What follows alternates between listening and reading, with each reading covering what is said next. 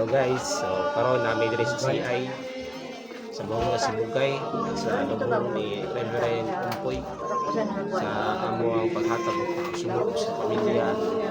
Hindi rin lamang natapos ang mga buluhaton ni Reverend Ompoy. Among panginaot nga ang pamilya niya tagaan guidance na maka-get over mga recover sa sakit nilang experience ka.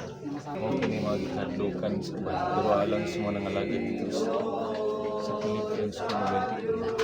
Saan kamatayon kung kita nangalagad ni Kristo mo kini atong dakong kadaig.